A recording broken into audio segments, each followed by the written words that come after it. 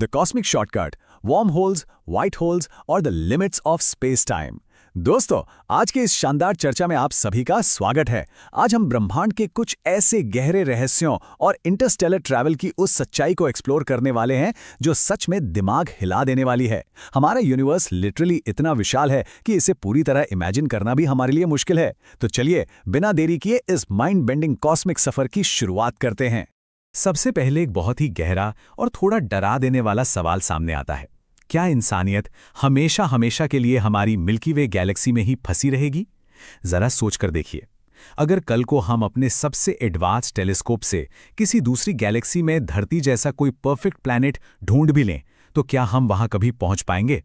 असल में हमारे ब्रह्मांड की दूरियां इतनी ज्यादा हैं कि अपनी गैलेक्सी छोड़कर जाना लगभग नामुमकिन सा लगता है। इसे एक नंबर से समझते हैं। हमारी सबसे करीबी गैलेक्सी है एंड्रोमेडा। अब मान लीजिए कि हम आज के अपने सबसे टिपिकल स्पेसक्राफ्ट में बैठते हैं जो करीब 28,000 किलोमीटर प्रति घंटे की रफ्तार से उड़ता है। आपको क्या लगता है कितना टाइम लगेगा वहां पहुंचने में? वहां पहुंचने में हमें लगेंगे 94.5 बिलियन साल। जी हां, 94.5 अरब साल। ये नंबर इतना विशाल है कि इसका अंदाजा लगाना भी नामुमकिन है। अब आप कहेंगे कि फ्यूचर में तो हम लाइट की स्पीड से चलने वाली टेक्नोलॉजी बना लेंगे। तो चलिए मान लेते हैं कि हम प्रकाश की गति से ट्रैवल कर रहे हैं। पता है फिर भी एंड्रोमेडा गैलेक्सी तक पहुंचने में कितना टाइम लगेगा? पूरे 25 लाख साल, यानी 2.5 मिलियन ईयर्स। ये सच में निराश कर देने वाली बात है। आखिर नए ग्रहों को खोजने का फायदा ही क्या, जब फिजिक्स के बेसिक नियम ही हमें वहां जाने से रोक देते हैं। लेकिन क्या हो अगर स्पेस और टाइम के बीच कोई ऐसा शॉर्टकट मौजूद हो? याद है 2014 की मशहूर फिल्म इंटरस्टेलर? उस फिल्म में शनि ग्रह यानी सैटर्न के पास एक कॉस्मिक शॉर्टकट दिखाया गया था, जिसका इस्तेमाल करके वो कुछ ही मिनटों में दूसरी गैलेक्सी में पहुंच जाते हैं। सुनने में ये पूरी तरह से किसी साइंस फिक्शन कहानी जैसा लगता है ना, लेकिन सच तो ये है कि ये पूरा कॉन्सेप्ट असल और बहुत ही सॉलिड साइंस पर आधारित है। ये कोई हॉलीवुड की मनगढ़ंत कहानी नहीं है। इसकी शुरुआत होती है एल्बर्ट आइंस्टाइन के ब्लैक बोर्ड से।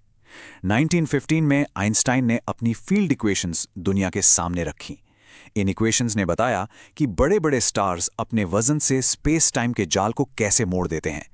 ठीक एक साल बाद 1916 में कार्ल श्वार्ट्ज़शाइल्ड ने इन इक्वेशंस को सॉल्व करके ब्लैक होल को मैथमेटिकली साबित कर दिया। और फिर 1935 में आइंस्टाइन ने नेथन रोजन के साथ मिलकर इन्हीं इक्वेशंस का एक और सॉल्यूशन निकाला। इसी सॉल्यूशन को 1957 में साइंटिस्ट जॉन व्हीलर ने वार्म होल का नाम दिया था। विज्ञान की भाषा में इस शॉर्टकट को आइंस्टाइन रोजन ब्रिज कहा जाता है। ये एक थ्योरेटिकल रास्ता है जो स्पेस टाइम के दो बहुत ही दूर के हिस्सों को आपस में जोड़ता है। अब आप सोच रहे होंगे कि एक ही इक्वेशन से ब्लैक होल और वार्म होल दोनों कैसे निकल सकते हैं? स्कूल की क्वाड्रेटिक इक्वेशंस याद हैं? जैसे एक सिंपल इक्वेशन के दो सही जवाब हो सकते हैं, बिल्कुल वैसे ही आइंस्टाइन की इन कॉम्प्लेक्स इक्वेशंस के भी कई वैलिड सॉल्यूशंस हो सकते हैं। इस कॉन्सेप्ट को इमेजिन करने का सबसे बढ़िया तरीका है एक 2D पेपर वाला एक्सपेरिमेंट। मान लीजिए एक कागज पर दो पॉइंट्स हैं, ए और बी। नॉर्मली ए से बी तक जाने का सबसे छोटा रास्ता एक सीधी लाइन होती है, लेकिन अगर हम उस कागज को ही 3D स्पेस में फोल्ड कर दें, यानी बीच से मोड़ दें, तो ए और बी एक दूसरे के बिल्कुल करीब आ जाएंगे।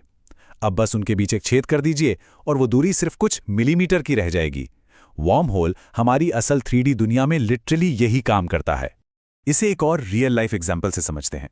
मान लीजिए किसी को दिल्ली से न्यूयॉर्क जाना है। एक फ्लैट 2D नक्शे पर देखेंगे तो लगेगा कि अफ्रीका के ऊपर जाने वाली एक सीधी लाइन सबसे छोटी है, लेकिन असली 3D दुनिया में यानी हमारे ग्लोब पर सबसे छोटा फ्लाइट रूट फिनलैंड और ग्रीनलैंड के पास से होकर जाता है। जो रास्ता 2D में लंबा और अजीब लगता है, वो 3D में सबसे ऑब्वियस शॉर्टकट बन जाता है। ठीक इसी तरह जब हमारी 3D स्पेस को चौथी डायमेंशन में मोड़ा जाता है तो वार्म होल्स बनते हैं। इस आइडिया को और भी सिंपल बनाने के लिए 1957 में जॉन व्हीलर ने एक बड़ी मशहूर एनालॉजी दी थी, सेब और कीड़े वाली एनालॉजी। इमेजिन कीजिए, एक सेब है और उस पर एक कीड़ा है। अगर उस कीड़े को सेब के एक तरफ से दूसरी तरफ जाना है तो वो सेब की सतह पर चलकर जा सकता है, जो काफी लंबा रास्ता है, या फिर वो सेब के बीचों बीच से एक सुरंग बनाकर सीधा दूसरी तरफ निकल सकता है। सेब की सतह हमारा नॉर्मल स्पेस टाइम है और वो सुरंग हमारा कॉस्मिक शॉर्टकट। और हाँ, यहीं से वार्म होल यानी कीड़े वाले छेद का नाम असल में पॉपुलर हुआ था। अब एक बहुत बड़ी गलतफहमी दूर करते हैं। इंटरनेट पर या पुरानी बुक्स में अक्सर वॉर्म होल को एक फनल या 2D पाइप की तरह दिखाया जाता है, लेकिन हमारी दुनिया 3D है। एक असली 3D वॉर्म होल किसी चपटे छेद की तरह नहीं दिखेगा, बल्कि वो एक गोल स्फीयर यानी एक कांच की गेंद की तरह दिखेगा। इसीलिए इंटरस्टेलर फिल्म में वॉर्म होल को बिल्कुल एक स्फेरिकल बॉल की तरह दिखाया गया था, जो कि साइंटिफिकली एकदम एक्यूरेट विजुअलाइजेशन है। ये सब थ्योरी में तो बहुत अच्छा लगता है, लेकिन क्या हम सच में इसके अंदर ट्रैवल कर सकते हैं? यहीं पर आती है सबसे बड़ी प्रॉब्लम। एक वार्म होल को खोलने के लिए भयंकर ग्रेविटी चाहिए होती है, इतनी ग्रेविटी जो सिर्फ एक ब्लैक होल पैदा कर सकता है। लेकिन ब्लैक होल का नेचर क्या है? वो तो हर चीज को अपने अंदर खींच लेता है और कुछ भी बाहर नहीं जाने देता। तो अगर कोई वार्म होल में घुसा तो वो हमेशा के लिए उसमें फंस जाएगा। वो एक टनल नहीं, बल्कि एक परमानेंट ट्रैप बन जाएगा। तो इस ट्रैप से बाहर निकलने का रास्ता क्या है? यहीं पर एंट्री होती है एक और थ्योरेटिकल कॉन्सेप्ट की, द व्हाइट होल। 1964 में रशियन कॉस्मोलॉजिस्ट इगोर नोविकोव ने ये आइडिया प्रपोज किया था। व्हाइट होल असल में ब्लैक होल का बिल्कुल उल्टा है, उसका मैथमेटिकल टाइम रिवर्सल। इसे आप यूनिवर्स का एक ऐसा एग्जिट डोर मान सकते हैं जिसके अंदर कोई भी चीज घुस ही नहीं सकती। ये सिर्फ अपने अंदर से चीजों को, लाइट को और मैटर को बाहर फेंकता है। अगर हम व्हाइट और ब्लैक होल्स को कंपेयर करें तो ये कॉन्ट्रास्ट बहुत ही मजेदार है। ब्लैक होल का इवेंट होराइजन एक पॉइंट ऑफ नो रिटर्न है, जहां से कुछ वापस नहीं आ सकता। इसके बिल्कुल ऑपोजिट व्हाइट होल का event horizon point of no admission है, जिसके अंदर कुछ जा नहीं सकता। ब्लैक होल सब कुछ निगलकर पूरी तरह अंधकार से भरा होता है, जबकि व्हाइट होल सब कुछ बाहर फेंकता है और दिखने में एक्सट्रीमली ब्राइट और चमकदार होता है। ये दोनों एक दूसरे के परफेक्ट ऑपोजिट्स हैं। अब सवाल ये उठता है कि ये व्हाइट होल्स बनते कैसे हैं? वेल, साइंटिस्ट के पास कुछ कमाल की थ्योरीज हैं। कुछ का तो यहां तक मानना है कि हमारी यूनिवर्स की शुरुआत यानी बिग बैंग असल में खुद एक बहुत बड़ा व्हाइट होल था। इसके अलावा एक पॉपुलर थ्योरी स्टीफन हॉकिंग के आइडिया पर बेस्ड है। क्वांटम थ्योरी कहती है कि यूनिवर्स में इंफॉर्मेशन कभी नष्ट नहीं हो सकती। तो जब एक ब्लैक होल इवैपोरेट होकर मरता है तो जो कुछ भी उसने निगला था वो कहां जाएगा? साइंटिस्ट मानते हैं कि वो सारी इंफॉर्मेशन एक व्हाइट होल के जरिए वापस स्पेस में स्पिट आउट कर दी जाती है। लेकिन व्हाइट होल्स के साथ एक बहुत बड़ी साइंटिफिक प्रॉब्लम भी है, जिसे हम एंट्रोपी प्रॉब्लम कहते हैं। स्कूल में थर्मोडायनामिक्स का सेकंड लॉ पढ़ा था। वो कहता है कि किसी भी सिस्टम में एंट्रोपी यानी डिसऑर्डर हमेशा बढ़ती है। इमेजिन कीजिए, आपने एक पेपर को श्रेडिंग मशीन में डालकर फाड़ दिया। क्या आप उन टुकड़ों को मशीन में वापस डालकर एक साबुत पेपर निकाल सकते हैं? बिल्कुल नहीं। ब्लैक होल्स प्लैनेट्स को श्रेड कर देते हैं, जो लॉजिकल है, लेकिन व्हाइट होल उस प्रोसेस को रिवर्स कर देगा, जो फिजिक्स के नियमों का सीधा सीधा उल्लंघन है। इन तमाम डाउट्स के बावजूद 14 जून 2006 को स्पेस में कुछ ऐसा हुआ जिसने दुनिया भर के वैज्ञानिकों को हैरान कर दिया। GRB 066014 नाम का एक मिस्टीरियस इवेंट कैप्चर हुआ। ये एक भयंकर गामा रे बर्स्ट था, व्हाइट लाइट का एक बहुत बड़ा एक्सप्लोजन जो अचानक हुआ और फिर गायब हो गया। हैरानी की बात यह थी कि वहां कोई तारा था ही नहीं जिसका विस्फोट हुआ हो। कई वैज्ञानिकों ने यह हाइपोथेसाइज किया कि शायद वो असल जिंदगी में एक व्हाइट होल की पहली झलक थी। अब ये सब कॉस्मिक स्केल की बातें सुनकर ऐसा लग सकता है कि हमारे कंट्रोल से बहुत दूर की चीजें हैं। लेकिन क्या होगा अगर मैं आपसे कहूं कि इन स्पेस टाइम शॉर्टकट्स को सिर्फ थ्योरी में नहीं, बल्कि हमारी धरती पर एक लैबोरेटरी के अंदर रिक्रिएट करने की कोशिश की जा रही है? जी हां, विज्ञान सिर्फ दूर आसमान में नहीं, बल्कि बंद कमरों की लैब्स के अंदर भी लगातार चमत्कार कर रहा है। 2015 का साल याद रखने लायक है।